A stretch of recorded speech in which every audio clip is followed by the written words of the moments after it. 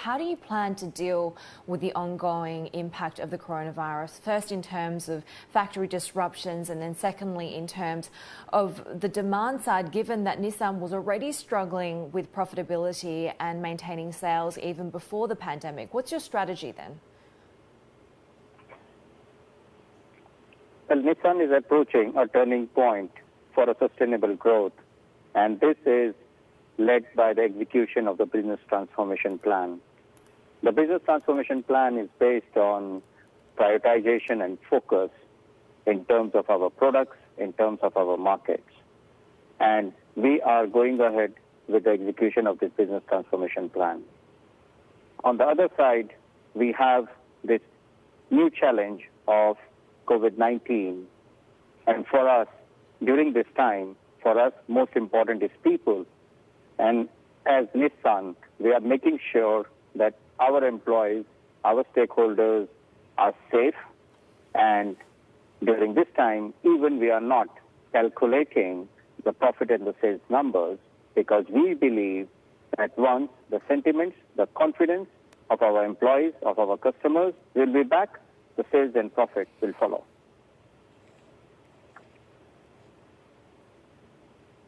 What about factory closures and disruptions then? You're closing your Indonesian plant. Can you explain how that decision was made, why, and can we expect further factory closures to come?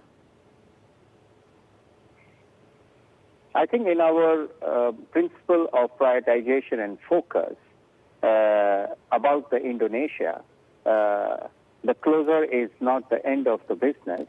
It is the start of the rebirth of Nissan brand in Indonesia. And we are getting into Indonesia with our original DNA of SUV and MPV, with the new SUV, which is Kicks, and the Serena. And we need to serve the 300,000 customers which are driving the Nissan cars in Indonesia. As far as plant is concerned, yes, we do stop the plant for the time being.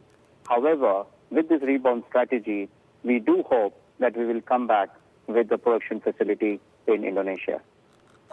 When it comes to your U.S. business, Ashwani, we have seen Nissan now putting 10,000 U.S. workers and on furlough. You have called this a temporary layoff. Does that mean that you will be rehiring all of them after the pandemic is over? Absolutely, and the plants are closed because we want the safety of the people first. And this is what we did in Europe. This is what we did in U.S. Now, we are following the regulation and the practices in each country. And in U.S., we have this provision of furlough, which means the workers can be at home and they are eligible to apply for the government support. On the other side, for having the people first, we are continuing our healthcare support to these employees while they will receive also the government support. This is what in U.S. we call it a furlough. When it comes to government support, is Nissan looking at ways of obtaining loans from governments, whether it's here in the U.S. or in Japan? I think today, for us, what's very important is people first, and number two is cash. Obviously, when we have closed the plants, our dealerships are closed, we don't have revenue, and in that sense, we have to manage our cash. And obviously, we are thankful to all the governments and the banks who are supporting us in running our operations in this difficult time.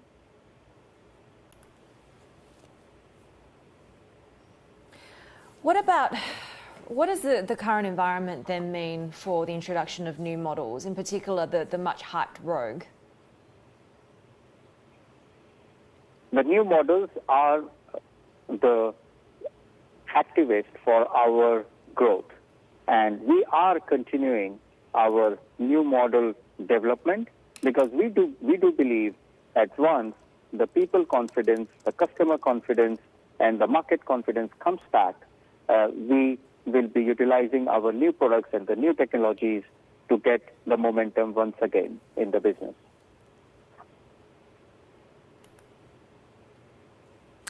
with all of the pandemic concerns, it feels like the sort of evergreen worries like Brexit have taken a backseat. But what are you doing to prepare for Brexit, and what lies in the future for the Sunderland site in England, given the absence of trade talks at the moment? Would you be looking at a closure of that site?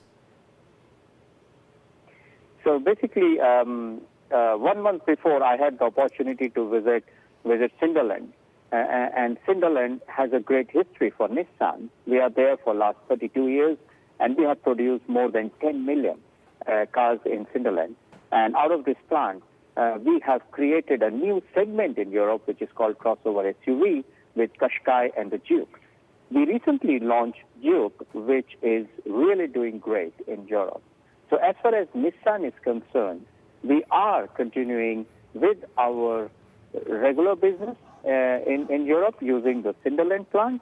However, we as Nissan always follow the local business practices, and the impact on the Brexit could change the landscape we do the business in Europe. However, we do believe that anticipating the impact it can have on the automotive industry, knowing that Nissan is the biggest automotive manufacturer in United Kingdom, I do believe that the talks between the Europe and the United Kingdom will be business friendly condition for the auto market. Ashwani, when it comes to managing cash for Nissan, we have seen you struggling a bit when it comes to issuing papers in September. We have seen some downgrades, raising the cost of capital for you. How will your balance sheet look if this pandemic goes for much longer than this summer or the fall? Obviously, these all kind of circumstances are putting a challenge on our financial situation. However, with the support of our banks and the government support, we are continuing with our operational cash management. And we do believe with what's all happening today is challenging, but it's not impossible. And we are continuing with our regular operations under the strict circumstances.